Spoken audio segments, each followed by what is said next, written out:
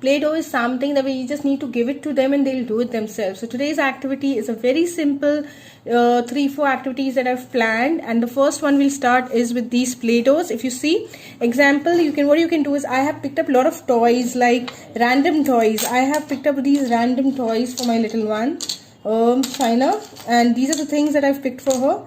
So if you see, these are all alphabets and everything that I've picked up. So all we have to do is, if you have a little roller, like Shaina has this little roller, all you need to do is just roll these very nicely and just tell them for once, just pick up any random one clay and they're just supposed to play and print them. So example, if I've done this, all they need to do is, they just need to do a little bit of stamping. So you see this? Did you just see this stamping? If you want to put a 6, you put a 6 here. So you get a stamping number. You want to put a 4, you put a stamping number here, 4. It's like, it's something very nice. It's like, see, did you see this? If you can see, it has a beautiful thing coming up. You can put an alphabet. You can use this little leaf that I have. See, if you see, I wanted to try this. I don't know how this is going to look, but just let's try. And if I press it hard, let's see if it gives that shape. Wow. Did you see that? It just turned out so beautiful. So that's what I'm trying to say. So today the activities are all about Play-Doh.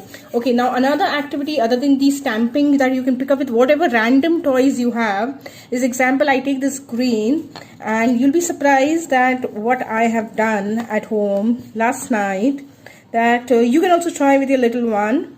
Oh, this looks like a little sticky one though, but then I think it works for me.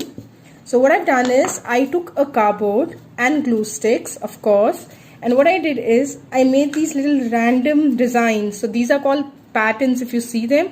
And what the kid can do is that you can just roll them. I'm sure you must be having a little cardboard or anything. Just roll them and stick them with a fairy stick, like I have a glue gun. So either if you don't have a glue gun, you can go for a Fevicol. But the Fevicol thickness should be a little thick so that it sticks in a manner where they can use this as a roller. Basically, these are you can say pattern rollers that I've created for Shaina. So if you see, I've created these 3 pattern rollers. So let's try. So if I put like this, do you see that? Did you just see that? Now if I put these dotted ones, let's see how they look. Wow. So what she can do, or your kid can do, is you can just randomly give them these rollers and give them different colors. So it's just like, I'm just using green because I already have so many colors and I need to show you the activities that I've prepared today for Shaina so that you all can also do. So this is the reason I'm just picking up a particular color. Another one thing what I did is, Shaina already had this. If you see, she already had this mold of Play-Doh long Kakako, but I'm not using this part. I'll be using this part.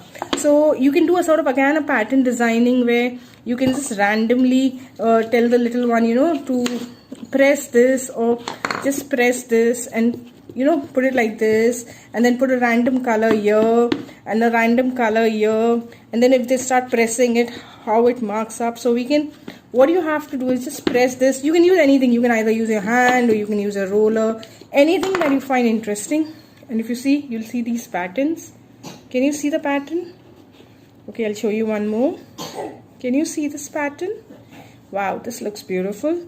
And let's check out this. Now the reason why I'm doing Play-Doh today is because these Play-Dohs keep your little ones engaged for much more longer than a printer. You just take out 4 sheets and give it to them, they're done, and then you don't know what to do. But with Play-Doh, if you give them these 6-7 different sort of assorted toys and these little printers, even if you have these, cloth sheets which have design and all, you can just give them and tell them, I know it's washable. So you can obviously tell the kid to do that, and these are easily done. Now I'll show you one interesting game that I have done, and before that I'll show you one more pattern. So example, if I take a green and I place it here, I had this little bubble wrap, if you see. So if I see, let's see how it turns out. Can you see this? I'm telling you, just try picking up anything that you have at home. In case if you have a cutter, you can use a cutter.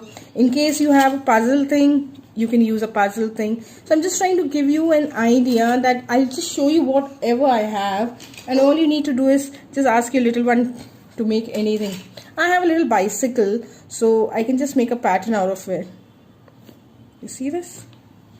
So I just think that these sort of little games are very engaging for kids for a longer run, because these days they're going to be on a long-term holiday right now till the government doesn't allow us to go back to our normal lives.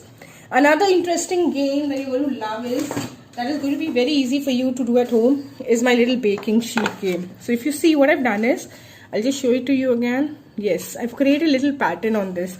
So basically, I have this little ball. If you see, this is the ball.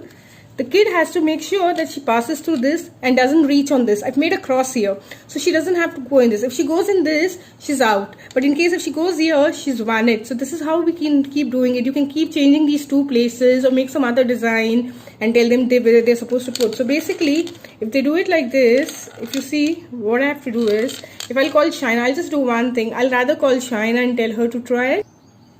Shaina? Yes. Okay, everyone, I've called Shaina and let's see what she's supposed to do. I'll just explain her the game first and then let's see what she does. Shaina, what you're supposed to do is, this is the ball and these are the different obstructions that I've created. What you need to do is make sure that it doesn't go in this. And if you see, I've put a cross there and it is a tick here. So let's see how you do it. So guys, see if Shaina is playing it. This is the same thing you can do with your kid. Shaina, let's start. Yeah. Okay. Be careful. Oh my God. That's nice. Okay. Okay. Wow. Yay! She won! She won! She won! So guys, if you see, this is how simple this game is. And this is what we can do. So now I'll show you my next activity and let's see how you like it. Okay everyone, now you've already seen that what Shaina has already played. I'll show you one more activity. I'll be sharing this sheet. This is a very interesting sheet. It's a color sheet. Obviously, like I told you yesterday that I've lost, my ink has got over in the color one. So I've taken out a black and white print just to explain you people so you know how to do it. I've already written the instructions here, so it's going to be quite easy for you. All the kid has to do is look at this and imagine what is that one thing missing or that one object missing that he or she needs to make with clay. Please do not help her, just let her think. It is one of the best imaginative game that he or she can do. At least they'll get a little idea how to do. This is a thing you can do with other things also. You can create a little fish or half fish or just create a sea and put little bubbles and ask your little one that what is missing and they can create a little fish. This is how you get to know the thinking, and it's a sort of a brain development activity that we can go for them. So let's